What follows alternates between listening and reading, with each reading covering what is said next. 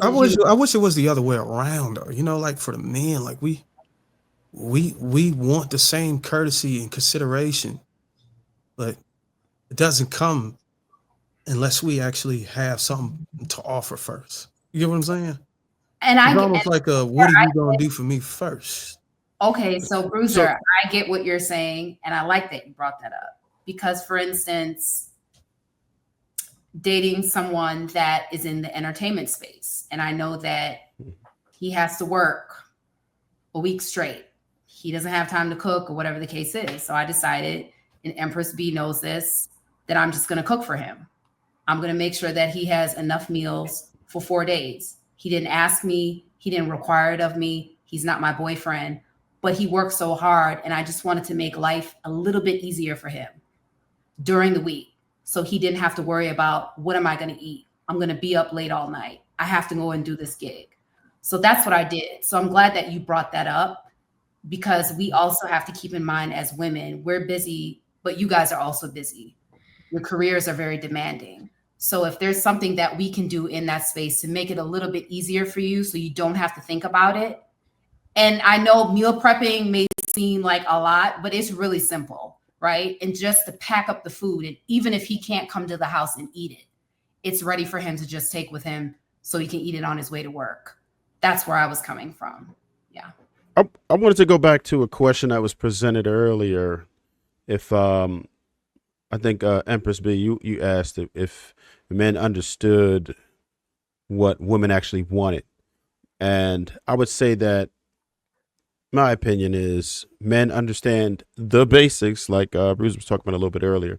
But in general, I don't think that men know exactly what women want. For one, there's women are individuals, and certain women are going to need certain things based on their upbringing, lifestyle, a multitude of factors. And shit, Marcus give out a lot of game.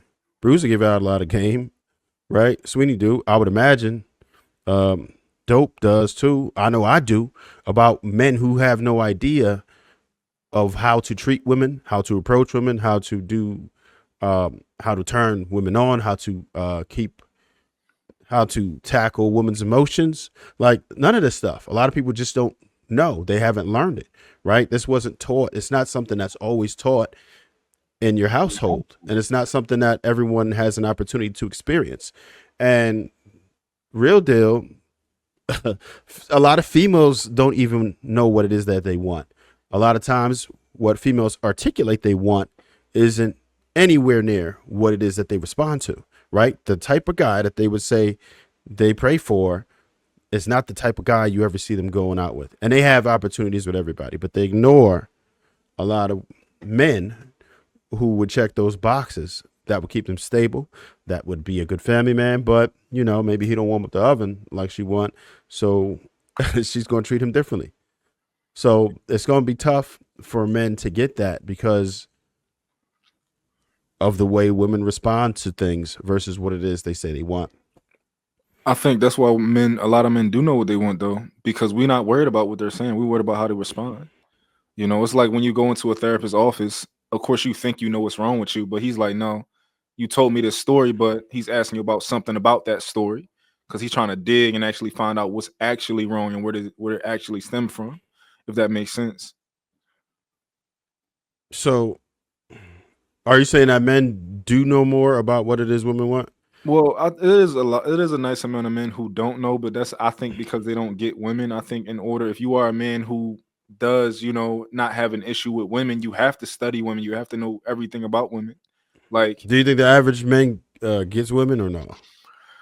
Probably not. I mean, the ones that I grew up with, like at least more than at least 60-70% of us got women, but I don't know about other communities and stuff like that. What I try to do, right? I realize that a lot of us that come up on the panels and stuff, we are used to talking, like we're social, we understand things, you know what I mean? But that's not the general public, right? Not everybody's going to be able to come up here and have a conversation like we could have, right? And be able to give out game like we could give. All of us had different experiences and stuff. So I try to understand, and I'm outside, right? Anybody who don't know, if you know me, I'll be outside. I'm in the mix. I understand. I got boots on the ground. I deal with people from all the young adults all the way up to, you know, men in their 70s as far as exchanging information, right? Women too. So what I'm saying is that's not like your average person. Your average dude is having big problems obtaining women. It's tough. It's tough to approach them. You know, there's people who are scared because they feel like it might be sexual harassment.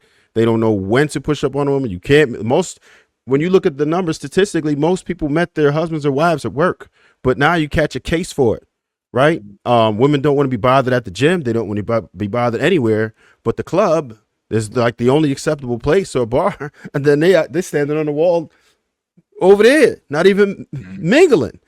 So it's not that easy. If you're not that guy, if you're one of them guys, women gonna get in your way. But if you're not, your story is different. And I feel like a lot of times we forget that, like what the average person is going through. I don't, because I talk to these cats. I help them with that type of stuff. And it's a lot more people than we'd like to think. And I feel like when we talk about these conversations, I try to focus on what the majority of people are doing, right? It's never going to be a consensus, but there's a lot of people who don't understand, and there's people that need to hear that shit, right? So I know I'm cool, right? It don't matter, but there's a lot of people who need to hear it and who need to get that game, and that's why I do what it is that I do, because I understand that perspective, because I wasn't always cool neither. So as a teenager, I had to deal with shit and I had to learn from scratch. So I know the feeling and I know how to build yourself out of that. So when I was able to do that, now I can help people. So that's why I always want us to, just kind of consider that. Yeah, I may be wrong. And a question for the men: do you feel like women value the right things in you, or is it more about what you can provide? Do you feel unappreciated for what you contribute emotionally and intellectually? At least for me, when you do something, it's just what you do. People can kind of get used to it. Like I'm the type of guy, I don't want you to pay all the bills. I don't want to touch no doors.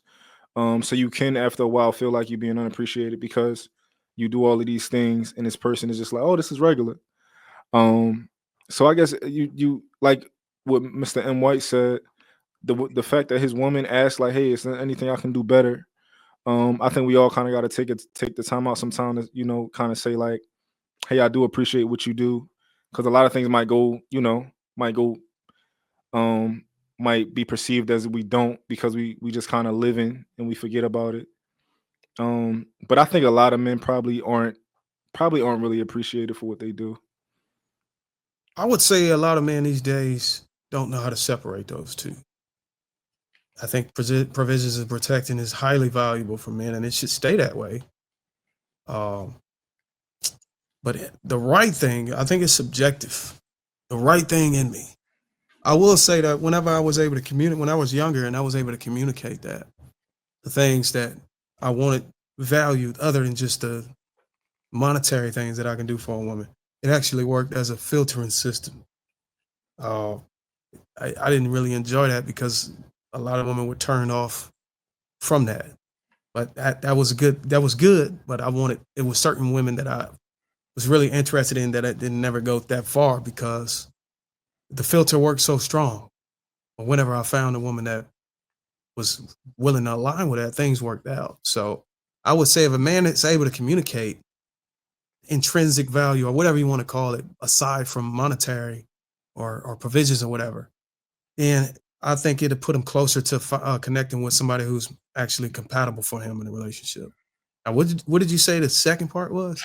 The second part was, do you ever feel unappreciated for what you contribute emotionally and intellectually? Yeah, I think every man has gone through that or will go through it. I don't care if you've been married for 2 years, 10 years, 20 years. I think women innately go through psychological or emotional changes to where they start to lean more on on how they personally feel at times. And a man or husband or whoever you are have to try to level a base again to get her to understand that my feelings are important too.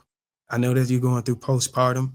I know the changes are intense and it impacts your sensitivity and impacts where you lean on it. Where you lean at emotionally, and typically you tend to lean towards your own emotions and want everything to revolve around you. And I think men at that point need to still set your boundaries and still demand that it's even, you know what I'm saying, across the board, because you can be manipulated in those situations if you're not careful. Because a lot of women could cry tears and yearn and stuff and talk all that just to get you to focus solely on their emotions and forget yourself. So you got to be cognizant of that.